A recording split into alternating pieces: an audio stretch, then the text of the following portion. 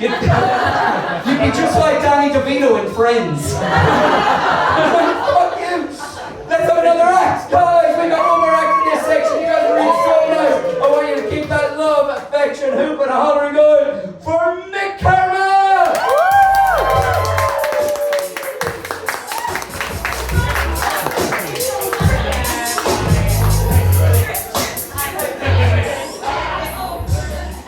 Good evening to you all. Hello. Go on then, hello. I am Mick Karma, and that is a strange name. Short for Michael. I know what you're thinking, but I have not been photoshopped by the Princess of Wales. I really do look like this. Quick facts about me. I once attempted to fart Tchaikovsky's 6th Symphony. I had to stop after the first movement. Thank you. A couple of jokes for you now. Rishi Sunak and Keir Starmer.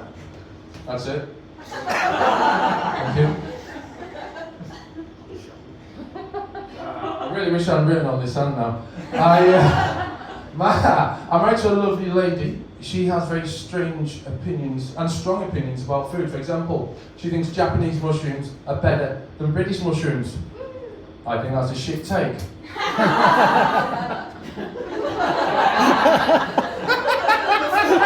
not all on you, don't worry. Last week we went out for a Thai meal. It was very nice, but I kept choking on the knot. Oh. No, really? Okay. Should I not tell you about the time that I went for a Mediterranean, had too much Greek salad, started feeling unwell and began hallucinating? Thank you, that's better, thank you. And the last one from there is... Now, as I mentioned, I am married. My wife and I are redecorating the bedroom at the moment. She wants a walk-in wardrobe. I'm okay with that idea. Does anyone know how many pass them on the stairs? No? Okay. So as I say, I'm married, I have a family. I have a little girl who, she came, I've got two older children and a smaller daughter who is a lot younger, and her arrival was a bit of a surprise to us. There was a bit of that to her as well, but it took a bit of getting used to. She'd come toddling into the room on a morning and prod me in the ribs to wake me up, and in my stupor I'd be like, "Who the fuck are you?" Or "Get out of the house!" And of course she'd cry, and my wife would hit me, and I'd remember that we'd had a third child. Life before Daisy came along was a case of myself and my wife and our twins. That's children, not twins of ourselves. And we'd go on for days out together, have these lovely adventures, National Trust places, English heritage, museums, whatever. And then Daisy came along and it changed everything, and she knows this and she's taking full advantage of it. Now, you might be thinking, fair play to you, well, she's just a child, how could she? Well, the thing is, she's really bloody clever. We blame this on lockdown. We have nothing to do but to give her educational apps and games and YouTube channels like Ryan's World. Actually, she has her own YouTube channel. While the other kids are doing slime videos, Daisy's doing Bitcoin advice with affiliate links. So now she's arguably, she's possibly smarter than the teaching assistant and definitely better paid. To celebrate another great week at school for Daisy, I took the family shopping at the weekend. We'd been there a few hours. I know this because we just left the first shop. And I noticed through a nearby shop window what appeared to be the most delicious cupcake ever iced. It had this beautiful glistening frosting. It was radiance, all the colours of the rainbow, like a cake, baked by angels. Now, in hindsight, this is unlikely because we were in Leeds at the time, but stick with it. I headed straight for that shop windows, through the door, not the window, and I grabbed that cupcake and I was about to eat it there and then when I realised it was a bath bomb. And I looked around, there's all these other cupcake-shaped bath bombs. Now, didn't know what was going on here. I didn't know anything about this. Apparently, bath bombs are popular with ladies of a certain age, and probably a few chaps as well. They feature heavily in something called bathscaping. I looked this up, it's nothing to do with landscape gardening in the southwest. Bathscaping is when you run a bath, light some candles, turn the lights down low, put on some jam music, maybe Barry White or Elton John, and slip into the bath with a bath bomb fizzing away and relax. I can't say I've ever done this. I have let off a few bombs in the bath over the years. Don't think that's the same thing. Anyway, so while Daisy was giving the sales assistant advice on reclaiming the cost of a uniform, I decided to have a look around the shop. It turned out to be one of those corporate vegan hipster collectives. This one hasn't gone bankrupt.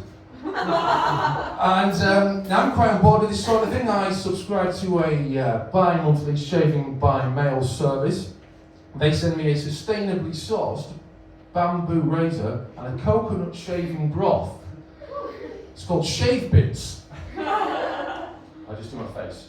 And I'm quite into meditation as well, actually. It's difficult to get started, but the Buddhists do an online course. Anyone can sign up. Just go to www.buddhistmeditation.com.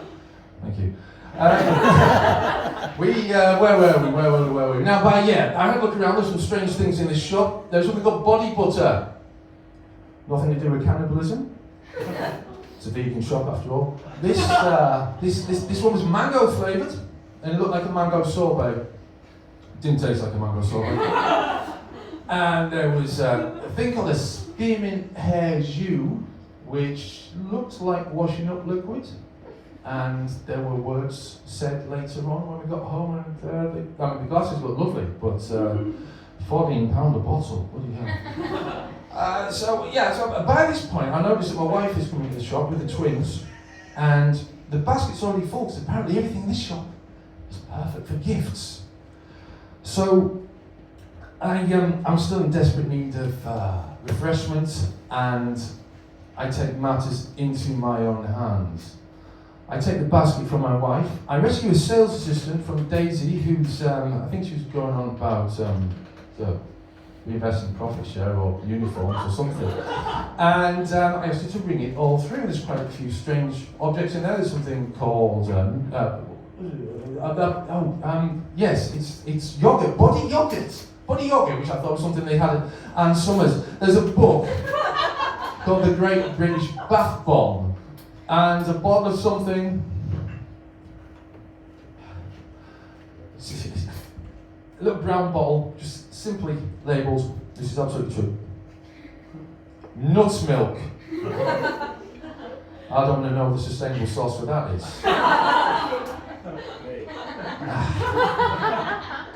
So she ran a few more things through the till, the sales assistant. There was scrunchies, bath scrubs, things called lip juicers, not something that happens in an abattoir. And it's getting really expensive. And I'm having to pay for this, and I realised that there's actually nothing in the basket for me. So I grabbed the cupcake bath bomb, and I paid. It was surprisingly delicious. And it absolutely cleans me out. That's all from me. Thank you very much.